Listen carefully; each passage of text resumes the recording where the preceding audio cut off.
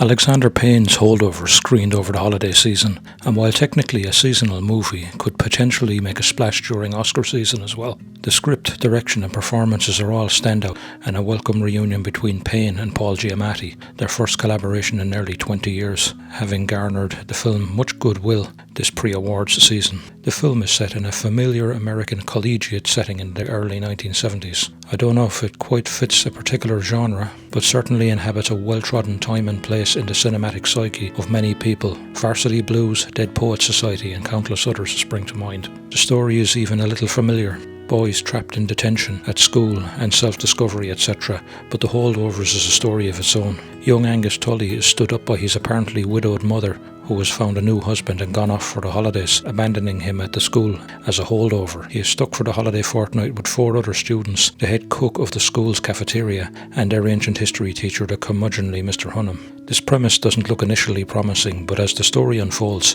each character has a story to tell, and a glint of hope shines out of the initially sorry-looking situation. The film's aesthetic, right down to the retro Universal Pictures logo, to the opening credits, the cinematography, the aspect ratio, and the score all add to the cosy New England atmosphere in the beginning of 1970s America.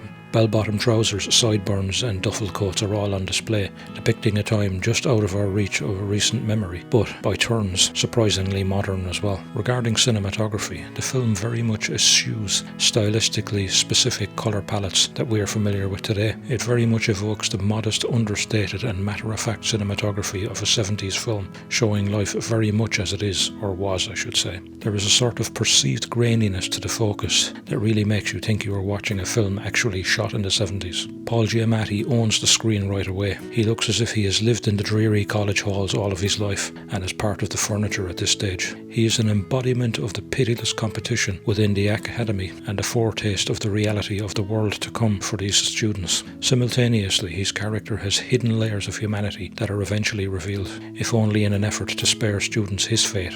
Dominic Sessa, as young Tully, is probably one of the better students, but in so being has a rebellious intelligence that demands answers, while also having trouble dealing with his very real emotions and situation. Da'vine Joy Randolf plays Mary Lamb, the cafeteria head cook who was stuck with the other members of the motley crew, stranded at the college. Her experience is harrowing, but one that her character uses to help other lost souls to possibly find hope and purpose in the face of life's inherent loneliness. The film serves as a testament to the notion that our misfortune and pain may not define us, but rather our attitudes towards and ability to deal with these human conditions may be our best course of action, and may even help the next guy. The themes here are loneliness and companionship, betrayal and redemption, and the facades that people put up in order to protect themselves, eventually giving way to reveal humanity's most common struggles. As Mr. Hunnam points out, every generation thinks that they are the first to discover the trials and tribulations of the human condition, but the history books tell us otherwise.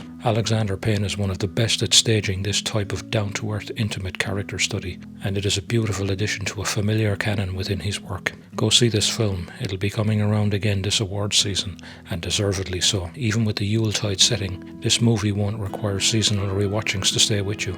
It is memorable in its own right. Hope you found that review helpful. If you enjoyed the video, please leave a like and subscribe. Hit the bell icon for notifications. Let me know your thoughts in the comments, and I'll see you in the next one.